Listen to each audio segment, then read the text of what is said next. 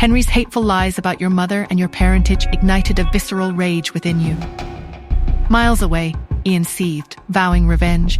Wendy's claim about the company fueled your doubt, but Henry's escalating insults shattered it. You moved swiftly, grabbing his collar, your fury captured by the live stream. His fear-filled cries for help went unanswered as he stared into your bloodshot eyes. "Nora," he choked out. Fists clenched, facing the man who defiled your mother, will you strike? And how will Justin react to this public explosion?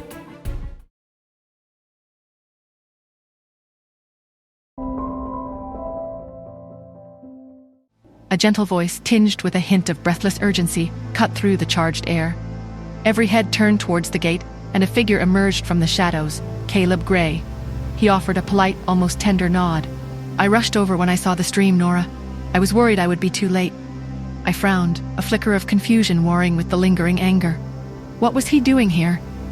Caleb turned his attention to Henry, his demeanor instantly shifting. A note of disgust even colored his voice. "Do you really think there's no one left who knows the truth about what happened back then?" Henry clutched his bleeding nose, a pathetic sight. He scowled at Caleb. "What are you talking about?" "The truth about your marriage to Yvette," Caleb replied, his gaze unwavering. Henry's eyes flickered, a spark of fear momentarily visible. "What I just said was the truth. What are you implying? Are you planning to twist everything? Who are you anyway? Why would you want to help someone like her?" He gestured towards me with a dismissive wave. Caleb sighed, a weariness that seemed to belie his age settling over him. "I'm Caleb Gray." A shocked expression washed over Henry's face. "What?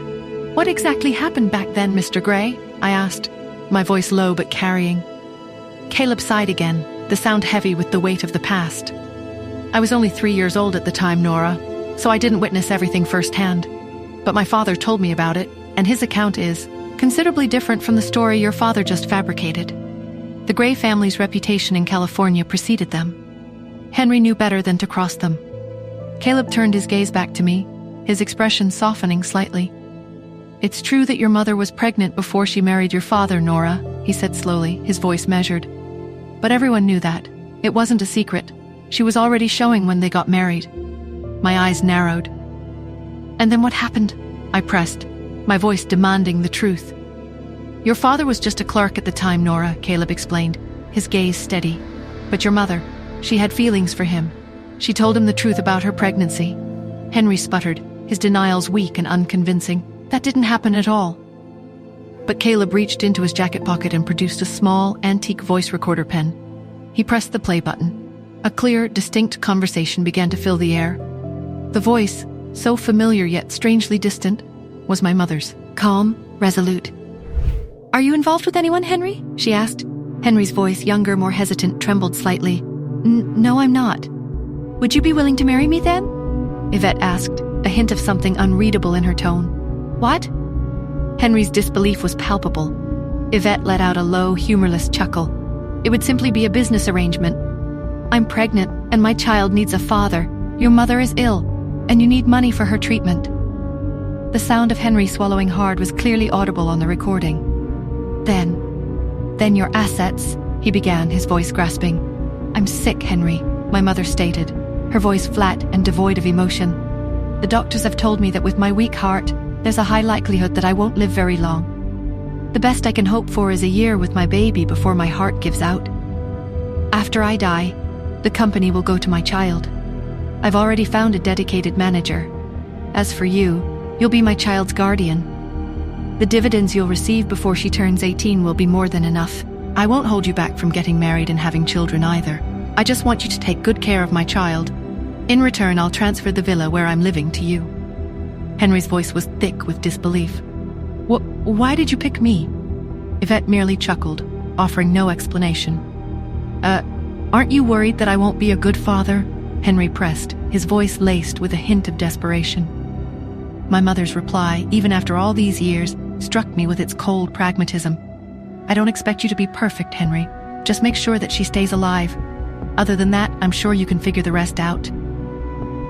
A brief silence hung in the air before she continued, her tone hardening slightly. "By the way, if anything happens to my daughter, then the villa will be taken back, and the company's dividends cut off. Do you understand?" Yes, I understand, Henry replied quickly, his eagerness evident.